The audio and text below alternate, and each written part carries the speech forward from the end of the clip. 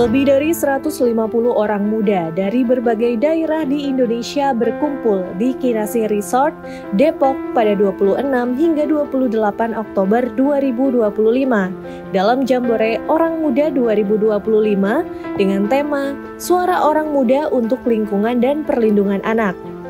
Kegiatan ini diselenggarakan oleh Lakpesdam PBNU bersama PKBI dengan dukungan program inklusi sebagai upaya memperkuat partisipasi orang muda lintas iman dalam menanggapi krisis lingkungan dan kekerasan terhadap anak.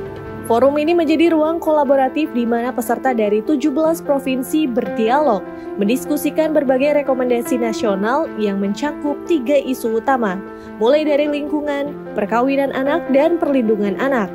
Dalam paparannya, Direktur Lakpesdam PBNU Asrul Rahman menegaskan bahwa krisis lingkungan dan kekerasan terhadap anak adalah dua sisi dari ketidakadilan yang sama. PBNU sendiri punya konsen yang banyak terhadap anak muda.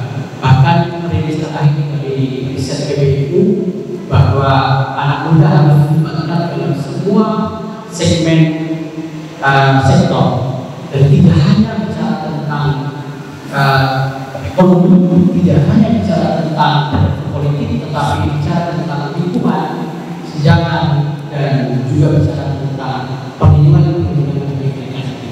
Nah, ini yang merubah politik yang kita harapkan bisa memulai gagasan-gagasan baru dari anak muda.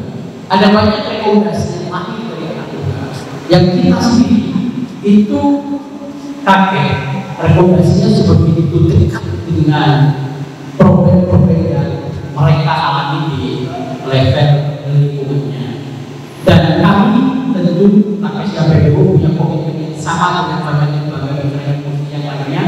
Ini terus didorong, bukan hanya pada jangka yang nanti saja, tetapi harus terus digaungkan di media-media dan juga di forum-forum PBNU sendiri. Presiden Orang Muda 2025, Suparyanto dari Sulawesi Utara, menyampaikan bahwa semangat Sumpah Pemuda harus terus dihidupkan melalui gerakan nyata lintas daerah dan juga agama. Karena kenapa happy dan bahagia?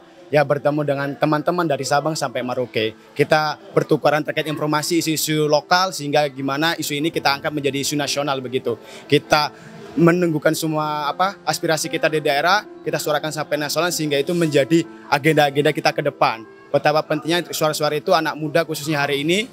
Ya, karena itu kalau bukan kita siapa lagi seperti itu, Pak.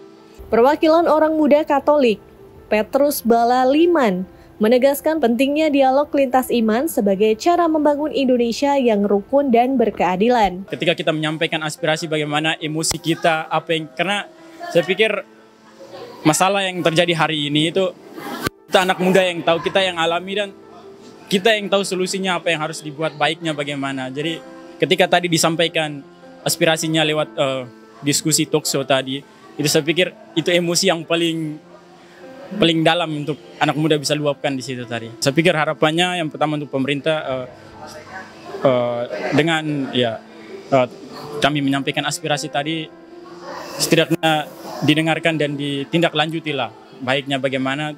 Terus juga dibuka ruang diskusi antara pemerintah, anak muda atau masyarakat luas sehingga transparansi informasinya tuh dapat gitu. Jadi tidak hanya satu pihak yang bekerja tapi semuanya berembuk sama-sama.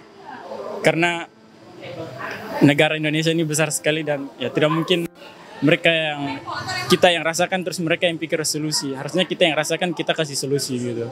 Sebagai penutup, seluruh peserta Jambore mendeklarasikan komitmen nasional untuk memperjuangkan rukun Indonesia damai dan memperluas gerakan pencegahan kekerasan terhadap anak di daerah masing-masing.